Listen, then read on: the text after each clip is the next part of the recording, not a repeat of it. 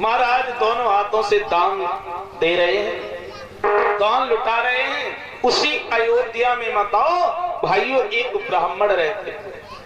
ब्राह्मणी ने ब्राह्मण से कहा, आप तो घर में रहते हो, अब राजा के कोई बाल बच्चा नहीं है, अब राजा के कोई संतान नहीं है, तो वे धन का करेंगे क्या? दान दे रहे हैं, ऐसा कर तुम दान ले आओ। जी बोले अच्छा जाए तो। पंडित जी ने कहा हम दान में क्या मांगे? बोले आप उनसे ये मांग लेना कि आप हमें अपनी असली कमाई दे दो। असली कमाई का मतलब समझते हैं? असली कमाई वो होती है जो इंसान परीक्षा जी अपने कर्म से और धर्म से कमाए, है ना? जैसे आपके पास में 20 बीघा खेत है, या अच्छा घर बना है, बंगला है, गाड़ी है, सब कुछ है, और आपने कुछ कमाया नहीं, आपकी पिताजी या दादाजी की वो धरोहर है, तो वो आपकी असली कमाई नहीं, वो तो आपके पूर्वजों की प्रॉपर्टी है। असली कमाई वो है जो इंसान अपने कर्म से और धर्म से कमाए। अब महाराज ने सोचा कि हमने तो जिंदगी में कुछ कमाया भी नहीं है। अजने ब्राह्मण ने कहा महाराज अपनी असली कमाई दे दो। बोले हमने असली कमाई कभी कमाया ही नहीं कुछ जीवन में। जो अयोध्या का राज्य है, जो जी संपत्ति है, ये तो सब हमारे पूर्वजों ने की है। तो महाराज ने कहा ब्राह्मण आज जाओ, कल के बाद परसों आना, तुम्हें हम अपनी असली कमाई देंगे। बोले ठीक है। ब्राह्मण चले गए।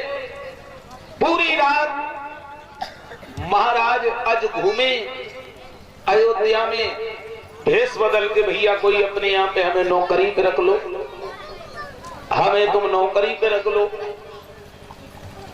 किसी ने नहीं रखा। जब सवेरे के 4 बज गए तो एक लोहार अपनी धोकनी को चला रहा था। अज ने कहा भैया अपने यहाँ हमें नौकरी पे रख लो। तो लोहार ने कहा देखो भैया सारे दिन तो धोकनी चलाओ और शाम को हम तुम्हें भरपेट भोजन दे देंगे और 1 आना देंगे हम आपको। बोले ठीक है। सारे दिन महाराज अज ने धोकनी चलाई। शाम हुई तो कथा श्रोताओं उस लोहार ने भरपेट भोजन करा दिया, 1 आना दे दिया। 1 आना लेके जैसे ही घर आए, सवेरा हुआ, तुरंत दरवाजे पे ब्राह्मण खड़े हो गए। बोले महाराज अपनी असली हमें कमाई दे दो। तो वही 1 आना लिया और दे दिया ब्राह्मण को, लीजिए महाराज ये है हमारी असली कमाई।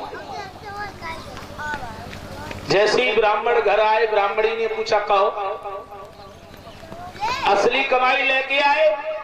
बोले 1 आना दिया है। तो ब्राह्मणी को क्रोध आ गया कि 3 दिन से पागल बना रहे हैं। दिया तो 1 आना, तो वो 1 आना पकड़ा और घर के पीछे फेंक दिया।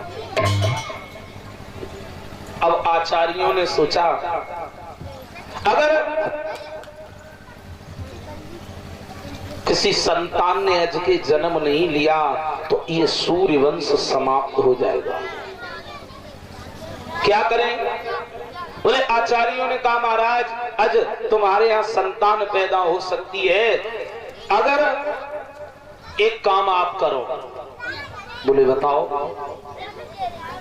तुम्हें करना ये है कि तुम्हें एक यज्ञ करना पड़ेगा। बोले महाराज हम यज्ञ के लिए तैयार हैं, लेकिन यज्ञ उस जगह पर होगा जहां पर तुम्हारी असली कमाई होगी। अज ने फिर सर पकड़ा कि भगवान जिंदगी में 1 आना कमाया और वो भी हमने ब्राह्मण को दान में दे दिया। ब्राह्मण के पास में पहुंचे, बोले भैया हमने तुम्हें जो 1 आना दिया था वो तुम 1 आना हमारा वापस कर दो। बोले हमने तो वो ब्राह्मणी को दे दिया था। ब्राह्मणी से पूछा वो 1 आना कहाँ है? तो ब्राह्मणी ने कहा वो तो हमने घर के पीछे फेंक दिया था। अरे भैया जगह साफ करवाई, ढूंढा गया, जिस जगह पर 1 आना पड़ा था तो आचार्यों ने कहा 10 हाथ गहरा 10 हाथ चौड़ा एक गड्ढा खोदो तब यज्ञ होगा। अब जैसे ही गड्ढा खुदना प्रारंभ हुआ, 1 हाथ गड्ढा खुदा तो एक सोने का रथ निकला। बोले और खोदो। जब 2 हाथ गड्ढा खुदा तो 2 सोने की रथ, लगातार 9 सोने की रथ निकले। लेकिन जब 10 हाथ गड्ढा खुदा तो सोने का तो रथ निकला, लेकिन साथी उसमें एक छोटा बच्चा बैठा हुआ रो रहा था। आचार्यों ने उसी बच्चे का नाम दशरथ रख दिया। बोलिए कन्हैया लाल की। इस तरीका से महाराज दशरथ का आना हुआ। अब आ जाओ आप लोग आगे। इनके आंगन में भगवान श्री राम का अवतार कैसे हुआ।